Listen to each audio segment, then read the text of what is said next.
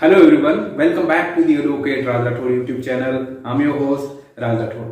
Friends, आज की इस वीडियो में हम बात करने वाले हैं कि अगर आपकी कोई सरकारी नौकरी लगने वाली है और आपके ऊपर कोई छोटा बड़ा मुकदमा है तो इसका क्या असर होता है आपकी नौकरी पर। तो चलिए शुरू करते हैं।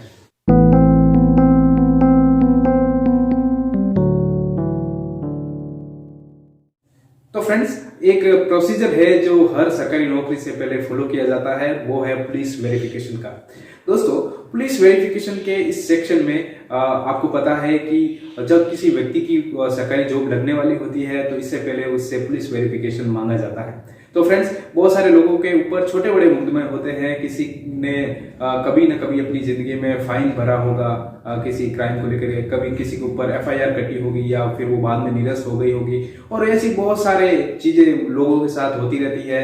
कुछ मामले हैं वो हीनियस किस्म के होते हैं, कुछ मामले हैं वो छोटे क्राइम होते हैं, लेकिन उनके ऊपर एफआईआर कटी होती है तो वो हमेशा चिंतित रहते हैं कि अगर मेरी जॉब लगती है तो क्या इस एफआईआर का मेरे जीवन पे असर क्या होगा, मेरे जॉब में ये एफआईआर कितनी बाधा डाल सकती है, और ये सारी चीजें। तो चलिए आपको बहुत ही सिंपल भाषा में इस स्लाइड में आपको दिखाते हैं कैसे कोई मुकदमा आपकी जॉब पर असर डाल सकता है। दोस्तों, जैसे कि आपको पता है, दो प्रकार के केस होते हैं, दो प्रकार के क्राइम्स होते हैं, जिनमें एक तो होता है सिविल केस और एक होता है क्रिमिनल केस।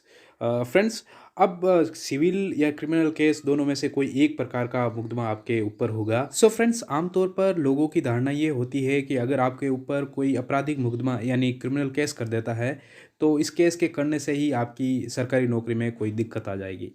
तो फ्रेंड्स, आज की इस वीडियो में मैं आपको यही स्पष्ट कर दूं, और बहुत सारे लोग हमें अक्सर यही पूछते हैं कि सर मेरे ऊपर एक क्रिमिनल केस है तो क्या मैं डिस्क्वालीफाइड हूं। तो आज की इस वीडियो में हम आपको यही बताने वाले हैं कि अगर आपके ऊपर कोई क्रिमिनल केस है, अगर आपके ऊपर कोई क्रिमिनल मुकदमा है, तो उसके होने मात्र से ही आप जो है सरकारी नौकरी के लिए डिस्क्वालीफाइड नहीं होते हैं। इसका मतलब ये नहीं है कि आपकी अब सरकारी जॉब नहीं लगेगी। और फ्रेंड्स, वहीं दूसरी तरफ लोगों का ये भी मानना होता है कि अगर आपके ऊपर कोई सिविल मुकदमा है, कोई सिविल केस है, तो आपको बिल्कुल घबराने की ज़रूरत नहीं है, ये आपकी नौकरी में बिल्कुल बाधक नहीं बनता है। तो फ्रेंड्स, सच्चाई बिल्कुल इसके उलट है। कई बार सिविल मामला भी आपकी नौकरी में बाधक बन सकता है और कई बार क्रिमिनल मामला भी आपकी नौकरी में बाधक नहीं बनता है। तो देखते हैं कौन कौन से वो मामले होते हैं जो आपकी नौकरी में बाधक बनते हैं, कौन कौन से वो सिविल और क्रिमिनल केस हैं जो आपकी नौकरी में बाधा उत्पन्न कर सकते हैं। फ्रेंड्स, अगर आपके ऊपर कोई ऐसा क्रिमिनल केस है जिसमें आप जेल गए हो, जिसमें आपको 24 घंटे से ज़्यादा के समय की सज़ा आपको हुई है, कहने का मतलब ये है कि 24 घंटे से ज़्यादा आपने जेल में बिताया है, तो ऐसा मामला आपकी सरकारी नौकरी में बाधक बन सकता है। या फिर ऐसा भी हो सकता है कि अगर आपने हाई कोर्ट या सुप्रीम कोर्ट से किसी भी सज़ा से बचने के लिए बेल एप्लीकेशन लगाई है, तो ऐसे मामले में भी आप जो है किसी सरकारी नौकरी में जाने से पहले ऐसे मामला का भी संज्ञान लिया जाता है, और ये बहुत ज़्यादा संभावना है कि आपको सस्पेंड कर दिया जाए अपनी नौकरी से, या फिर आपको जॉब ना दी जाए। और फ्रेंड्स, दूसरे प्रकार के बहुत सारे केसेस आते हैं जो किसी मादक पदार्थ को बेचने से संबंधित हो। अगर आपने कभी कोई मादक पदार्थ बेचा है और ऐसे में आपके ऊपर कोई एफआईआर हुई है या आपने कभी फाइन भरा है, तो हो सकता है उन मामलों में भी आपको पुलिस वेरिफिकेशन में क्लीन चिट ना मिले, या फिर हो सकता है डिपार्टमेंट आपके ऐसे मामले को थोड़ा संगीन लेते हुए आपको जॉब से बाहर निकाल दे।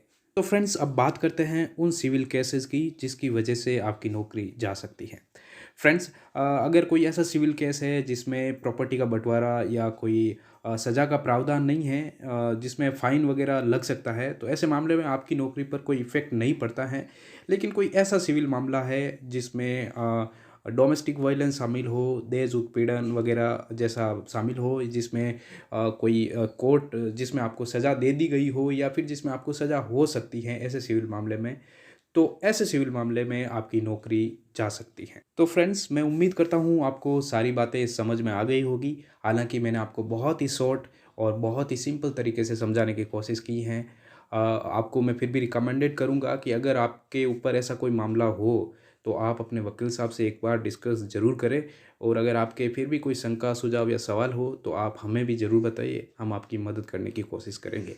सो फ्रेंड्स, आशा करता हूँ आपको सारी चीजें बहुत ही आसानी से समझ में आ गई होगी और मैं उम्मीद करता हूँ आपको ये वीडियो भी पसंद आया होगा। अगर आप हमारा काम पसंद करते हैं, ऐसे वीडियोस देखते रहना चाहते हैं, तो आप हमारे चैनल एडुकेट राजा को सब्सक्राइब कर सकते हैं। Thank you so much for watching.